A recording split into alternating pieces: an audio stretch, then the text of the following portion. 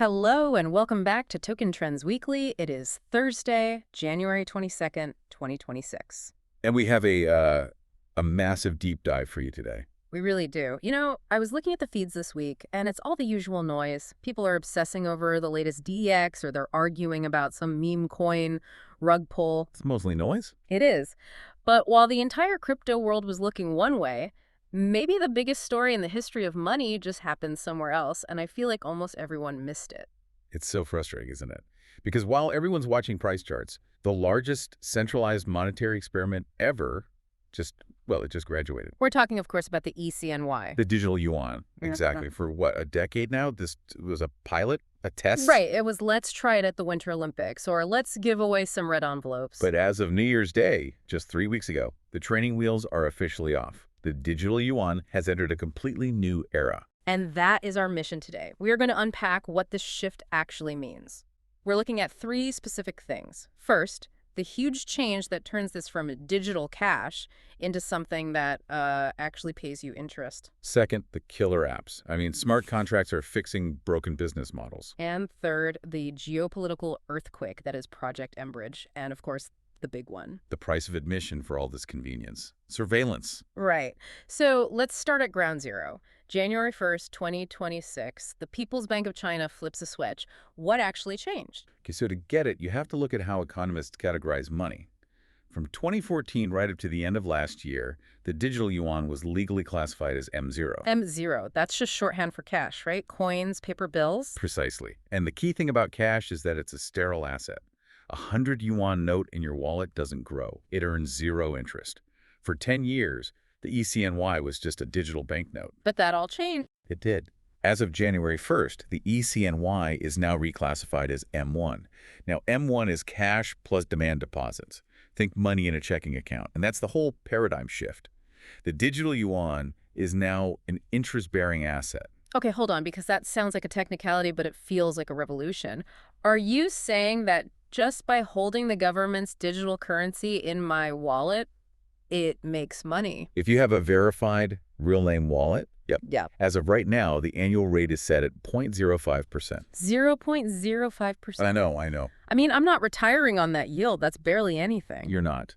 But don't look at the number. Look at the mechanism. This is the first time a major central bank has made its currency function like a yield-generating stablecoin. And you have to ask why. I'm guessing it's because nobody was holding it before. Exactly. It's a competitive strategy. In China, the war for your digital wallet was already won by Alipay and WeChat Pay.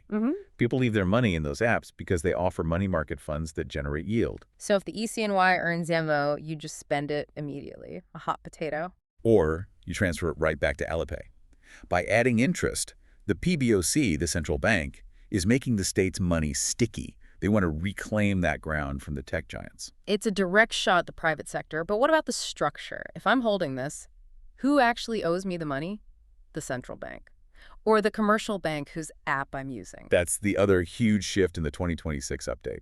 They've solidified what they call a two-tier system. Tier 1 is the central bank, Tier 2 is everybody else. Correct. Tier 1, the PBOC, issues the currency. Tier 2, the commercial banks and other operators like Ant Group or Tencent distribute it. Now, if you hold eCNY in a commercial bank's wallet, that money is a liability of that bank. It's covered by deposit insurance. So it's just like a normal bank account? To you, yes. But here's the clever part. If you use a non-bank app, like from Ant Group, they're required to hold a 100% reserve ratio at the central bank. Okay, break that down for us. 100% reserve ratio. It just means for every digital yuan you have in that app, the company has to have one real digital yuan sitting in a vault at the central bank. They can't lend it out. They can't touch it. So they can't take my money and go speculate with it. Exactly. It creates a firewall. The whole system is designed to be hyper-stable. And just to be super clear for our listeners in the crypto weeds, this is not a cryptocurrency, not a blockchain. No, not at all. You have to completely forget that idea. This is centralized legal tender. But, and this is a big but, it does support smart contracts. Which brings us to the killer apps, because 0.35% interest is not a killer app. So what's actually driving the adoption we're seeing? Well, first, the numbers are just staggering. By late 2025, cumulative transactions crossed 16.7 trillion yuan. Wait, that's what, over 2 trillion US dollars? About 2.3 trillion. It's an 800% increase since 2023. And a huge part of that is forced interoperability. The government basically mandated that eCNY has to work inside Alipay and WeChat Pay. The Trojan horse strategy. You don't need to leave your favorite app. Precisely. But the really cool stuff, the things that are actually better than what we have now, is the programmability. The sources point to this use case in Shenzhen with prepaid services. Like gym memberships. Yeah. Or beauty salons. Exactly. Think about the classic problem. You pay $1,000 up front for a yearly gym membership. And 3 months later, the gym is gone, and so is your money. A tale as old as time.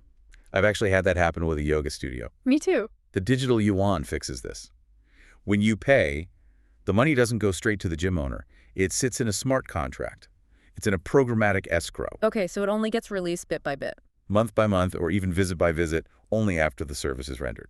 If the gym goes bust, the smart contract sees that and automatically returns the rest of your money to your wallet. Wow. No lawyers, no phone calls. It just comes back, restores trust. Now flip the coin. The government can use that same programmability for subsidies. They can code money so it mathematically can't be spent on anything except, say, green technology. We'll circle back to the dark side of that later. What about this dual offline payments thing? That's when the network dies. Yeah. It uses NFC, so both you and the merchant can be totally offline. No internet. And it's fast. It's instantaneous. We're talking like 29 milliseconds. It's faster than the chip reader at my grocery store with an internet connection. It's as resilient as physical cash. Okay, so the domestic use case is solid, but the real story, the one that should be making headlines everywhere, is international. Project mBridge. This is the geopolitical heavy hitter. For a while, mBridge was just a pilot project with the BIS, but in late 2024, it graduated. It's now a live platform run by the central banks of China, Hong Kong, Thailand, the UAE, and the big one, Saudi Arabia. Saudi Arabia joining is the signal. It's the smoking gun. mBridge lets central banks settle cross-border trades directly. It completely bypasses the correspondent banking system. Okay, so just quickly, correspondent banking means if a Thai bank wants to pay a UAE bank, the money has to hop through New York. It touches the US dollar system. Yes, which takes time, costs money, and crucially subjects it to U.S. jurisdiction and sanctions. mBridge gets rid of all that. The banks transact directly on a shared ledger. No New York, no U.S. dollar, no SWIFT. And with Saudi Arabia and the UAE, you're not talking about T-shirts, you're talking about oil. The petroleum is no longer a thesis. It's operational. By November 2025, volume on mBridge hit over $55 billion. And get this, the eCNY makes up 95.3% of the settlement volume on that platform. Wow. So mBridge is basically a global rail for the digital yuan. It's a parallel rail, one that is totally immune to Western sanctions. It settles in seconds, not days. The efficiency is just undeniable. But, okay, let's talk about the trade-off, privacy. The elephant in the server room. Right. I love that my gym membership is safe. But if the government can program money to be released only when I work out, can they program it to not work if I miss a workout or something else? This is the programmable state risk. The PBOC has a phrase for it, managed anonymity. Managed anonymity. That sounds like an oxymoron, like jumbo shrimp. It basically means that for small transactions, the coffee shop doesn't know who you are. But the central bank always knows.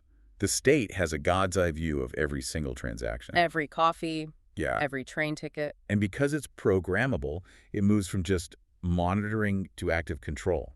People are worried it could be used to enforce social policy. Like what?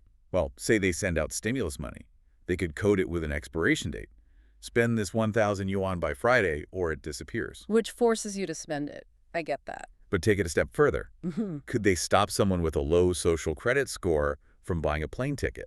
The infrastructure allows for it. It's just a line of code. That is, yeah. Even if they have firewalls internally, those can always come down. Exactly. So where does this go next? We're now in the 15th five-year plan. The new keyword is institutionalization.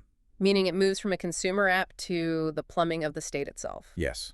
Full integration into wholesale banking, government finance, expect government salaries, tax rebates, all of it to be paid exclusively in eCNY. There's no choice. That seems to be the trajectory.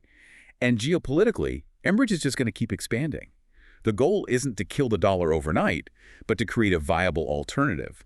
So if the U.S. uses sanctions, China and its partners can just shrug. It's the bifurcation of the financial system. You've got the dollar-based system and now this high-speed, programmable, authoritarian digital rail. That is exactly what's happening, and the eCNY is the engine. So if you had to boil it all down, what's the one thing you want our listeners to walk away with? I think the key takeaway is that the digital yuan isn't an experiment anymore. It's a product. By adding interest, the PBOC created the world's first yield-generating sovereign stablecoin. And that forces the Fed, the DCB, everyone, to ask a really hard question. Can we afford to stick with our old, slow, dumb money? When the second largest economy is operating on something that looks like science fiction, it forces them to compete. And for me, it's the programmability.